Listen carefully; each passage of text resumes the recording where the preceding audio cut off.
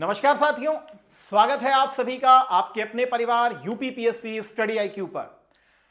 तो चलिए स्टार्ट करते हैं। आज की प्रमुख न्यूज़ेस कौन सी हैं जो हमारे एग्जामिनेशन के पर्सपेक्टिव से बहुत इंपॉर्टेंट है। 10 मिनट 10 खबरें। Let's begin with me. इसकी जो भी पीडीएफ होगी देवियों सज्जनों, वो मैं आपको इन दोनों चैनल्स पे बेसिकली शेयर कर दूंगा। ये हमारा ऑफिशियल टेलीग्राम चैनल है और ये मेरा पर्सनल टेलीग्राम चैनल है। जरूर ज्वाइन कीजिए। पीडीएफ तो आपको मिलेगी। मैं अपनी तरफ से भी आपको एग्जामिनेशन के पर्सपेक्टिव से बहुत इंपॉर्टेंट खबरें यहां पर शेयर करता हूं। चलिए आज की पहली न्यूज को देखते हैं। और आज की पहली न्यूज है कि हमारी आदरणीय राष्ट्रपति महोदया जी ने वीर बाल दिवस, जो कि 26 दिसंबर को मतलब आज आपको देखने के लिए मिल रहा है, प्रधानमंत्री राष्ट्रीय बाल पुरस्कार प्रदान करेंगी, खासकर उन 20 बच्चों को जिन्होंने स्पेशली बहादुरी, खेल, सामाजिक सेवा सहित विभिन्न क्षेत्रों में उत्कृष्ट उपलब्धि को हासिल किया है। तो यह प्रधानमंत्री राष्ट्रीय बाल पुरस्कार क्या है, बात करते हैं। वीर बाल दिवस क्या है, उसकी भी आपके साथ बात करते हैं। फिलहाल देखिए, वीर बाल दिवस जो है, आनंदपुर का सेकंड युद्ध हुआ था 1704 में गुरु गोविंद सिंह महाराज और औरंगजेब की सेना के बीच में। उस समय गुरु गोविंद सिंह महाराज के जो दो पुत्र थे, जिनका नाम था बाबा जोरावर सिंह जी और बाबा फतेह सिंह जी, तो बाबा फतेह सिंह जी और बाबा जोरावर सिंह जी, इनको बेसिकली इसी युद्ध में पकड़ा गया था। और गुरु गोविंद सिंह जी की जो मां थी, उनको भी इसमें अरेस्ट किया गया था। सरहिंद में इनको लेकर के आया गया और इनके सामने ये ऑफर रखा गया, या तो इस्लाम कबूल कीजिए या तो फिर सर कलम करवा दीजिए।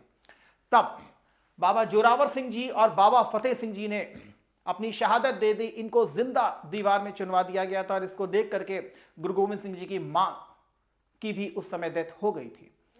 तो इन्हीं को बेसिकली सम्मान देने के लिए 2022 में वीर बाल दिवस को हम ऑर्गेनाइज कर रहे हैं।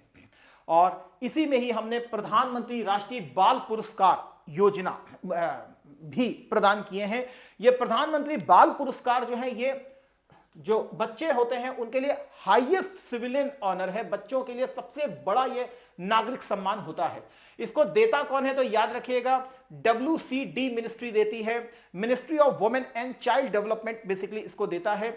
7 स्पेशल श्रेणियों में इसको दिया जाता है। या तो आर्ट एंड कल्चर में बच्चे ने अच्छा प्रदर्शन किया हो, या किसी शौर्य का परिचय दिया हो, या कहीं पर उसने अपना इनोवेशन किया हो, साइंस एंड टेक्नोलॉजी में कोई योगदान दिया हो, सामाजिक सेवा दी हो, या खेल या पर्यावरण। इन सभी 7 श्रेणियों में अगर बच्चे को देखा जाता है, अगर उसने कोई अच्छा परफॉर्म किया होता है, तो फिर उसको यह अवार्ड देते हैं। इस बार 18 स्टेट्स के लगभग 20 बच्चों को यह अवार्ड दिया जा रहा है। इसके बाद दूसरा आता है, देश भर में आस्था का प्रसार करते हुए डाक विभाग ने भगवान श्री राम की एक तंजावुर पेंटिंग को बेंगलुरु से अयोध्या में पहुंचाया। ये बहुत इंपॉर्टेंट न्यूज है अपने आप में। एक तो तंजावुर पेंटिंग कहां की है ये हमें पता होना चाहिए, वो तो है ही। साथ में हमारे डाक विभाग ने ये लगभग 800 किलो की वजनी क्या कहते हैं पेंटिंग थी, इसको सकुशल क्या कहते हैं आपके बेंगलुरु से अयोध्या में पहुंचाया है। तो लॉजिस्टिक का जो इंपॉर्टेंस है वो डाक विभाग ने यहां पर सिद्ध किया है कि इतनी आसानी से और इतने बढ़िया तरीके से लॉजिस्टिक को भेजा जा सकता है। ठीक है, तो यहां पर हम बात करेंगे तंजावुर पेंटिंग की। बेसिकली ये तमिलनाडु की एक पेंटिंग है, तंजावुर पेंटिंग, और इसको पलाईगम पदम के नाम से भी जाना जाता है। पलाईगम पदम के भी नाम से जाना जाता है। ये पेंटिंग जो है, तंजावुर पेंटिंग, नायक साम्राज्य आया था खासकर साउथ में, उनके समय में बेसिकली ये फली फूली थी और इसको भी जीआई टैग प्रदान किया गया है। सबसे इंपॉर्टेंट चीज क्या है कि बेंगलुरु से अयोध्या में जो इस पेंटिंग को ट्रांसफर किया गया, लेकर के जो भेजा गया, लॉजिस्टिक जो परिवहन देखा गया, वो क्षमता भारतीय डाक विभाग की दिखाता है। इस प्रकार से जो हमारा लॉजिस्टिक का परिवहन है वो काफी अधिक इंपॉर्टेंस यहां पर प्राप्त करता है डाक विभाग के द्वारा। इसी प्रकार मिनिस्ट्री ऑफ स्किल डेवलपमेंट और एंटरप्रेन्योरशिप ने उद्योगों को कहा है कि आप आइए और पीएम सेतु स्कीम में पार्टिसिपेट कीजिए। पीएम सेतु स्कीम क्या है? बेसिकली इसको अक्टूबर 2025 में लॉन्च किया गया था। इसका जो मेन फोकस है, 1000 गवर्नमेंट आईटीआईज जो इंडस्ट्रियल ट्रेनिंग इंस्टीट्यूट्स होते हैं, इनका उन्नयन करना है। दूसरा, ये हब और स्पोक मॉडल पर काम करती है। हब और स्पोक का मतलब होता है जैसे साइकिल का व्हील आप देखते हैं, पहिया देखते हैं, उसमें जो बीच का पार्ट होता है वो हब होता है और वो स्पोक से पूरे टायर से जुड़ा रहता है। ऐसे ही यहां पर कुछ आईटीआई सेंटर्स होंगे जो मेजर हब के रूप में काम करेंगे और इनको अलग अलग छोटे छोटे आईटीआई सेंटर से कनेक्ट किया जाएगा। तो इस प्रकार से ये पूरे क्षेत्र का डेवलपमेंट भी कर देंगे। इसके अलावा 60,000 करोड़ के बजट से इस स्कीम को बेसिकली चालू किया गया है और कौशल को बेसिकली इसमें प्रमोट करना है। पूरा नाम जो है इसका प्रधानमंत्री skilling employability transformation through upgraded ITIs. तो पीएम सेतु योजना बेसिकली चालू की गई है। ये एक सेंट्रली स्पॉन्सर्ड स्कीम है। देखिए, सेंट्रली स्पॉन्सर्ड स्कीम का मतलब होता है इसमें केंद्र सरकार और राज्य सरकार दोनों की भागीदारी आपको देखने के लिए मिलेगी। वो 60 और 40 के रेशियो में भी हो सकती है, वो 90 और 10 के रेशियो में भी हो सकती है। ये सरकार अपना डिसाइड करती है। अगर यही लिखा होता है सेंट्रल सेक्टर स्कीम तो फिर वो 100% सेंट्रल गवर्नमेंट की स्कीम होती। तो इसमें लगभग 1000 गवर्नमेंट आईटीआई को बनाया नहीं जाएगा, अपग्रेड किया जाएगा। अपग्रेड किया जाएगा ताकि वो मॉडर्न इंडस्ट्री की डिमांड को पूरी तरीके से फुलफिल कर सकें। इसके तहत लगभग 200 आईटीआई को हब के रूप में डेवलप करेंगे और 800 आईटीआई को बेसिकली स्पोक के रूप में डेवलप करेंगे। हब का मतलब यहां पर प्रॉपर ट्रेनिंग दी जाएगी, प्रॉपर इनोवेशन की मशीन्स रखी होंगी, प्रॉपर ट्रेनिंग के गाइड रखे होंगे, प्रॉपर स्किल वहां पर होगा उनका।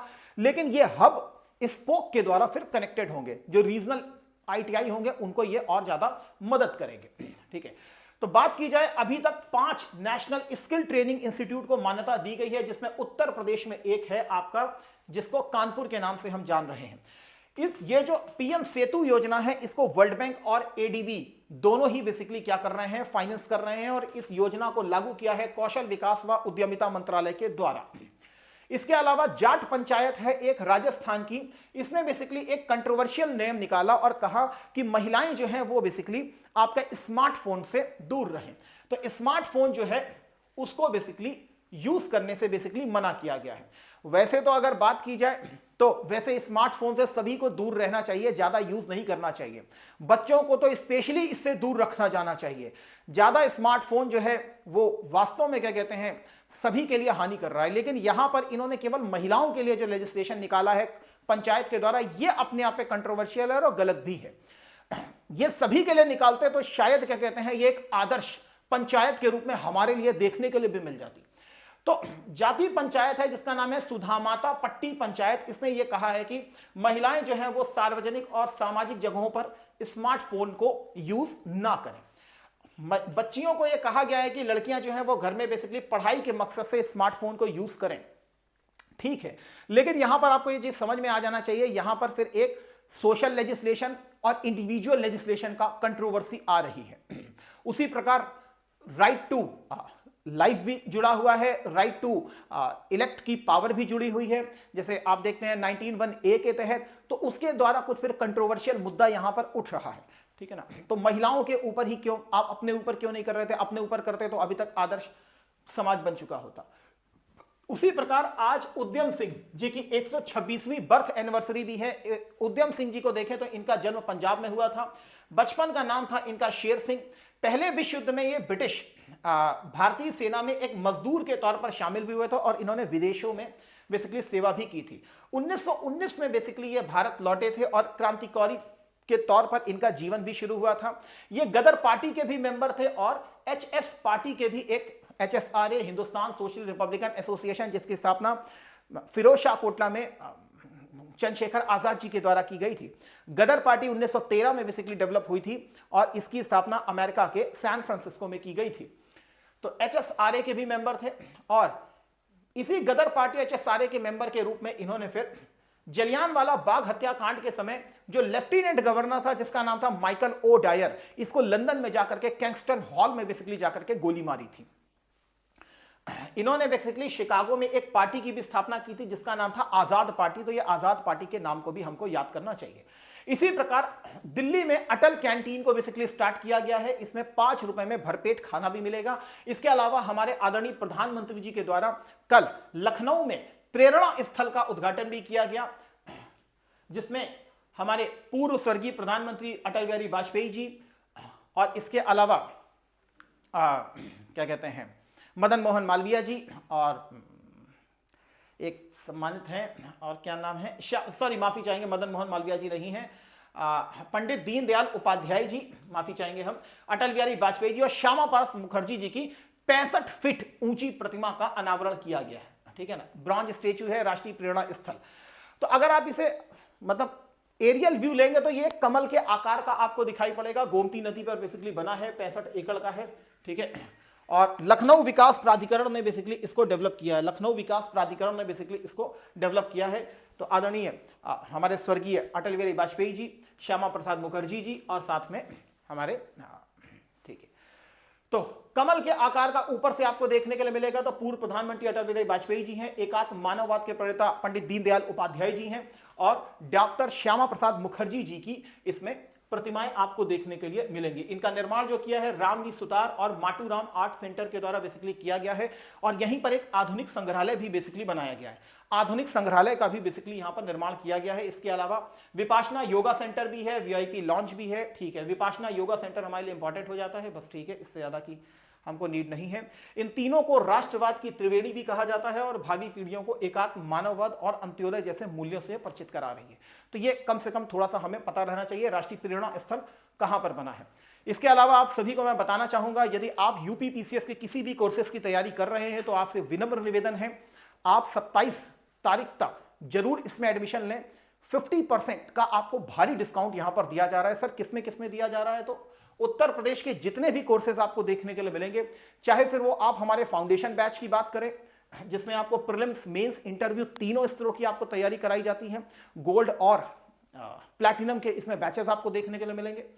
इसी प्रकार अगर केवल आंसर राइटिंग को चाहते हैं तो आप आलेखन बैच को ज्वाइन कर सकते हैं, केवल प्रीलिम्स बैच को चाहते हैं तो फिर प्रीलिम्स का बैच आप ज्वाइन कर सकते हैं, पेपर 5 और पेपर 6 का केवल बैच चाहते हैं तो फिर आपको ये रिकॉर्डेड फॉर्मेट में मिल जाएगा। इनकी अगर बुक चाहते हैं तो फिर आपको इनकी बुक्स भी मिल जाएंगी। आप केवल जाकर के एप्लीकेशन पे हमारा उत्तर प्रदेश लिखिएगा तो पेपर 5 की किताब आपको दिखाई पड़ जाएगी।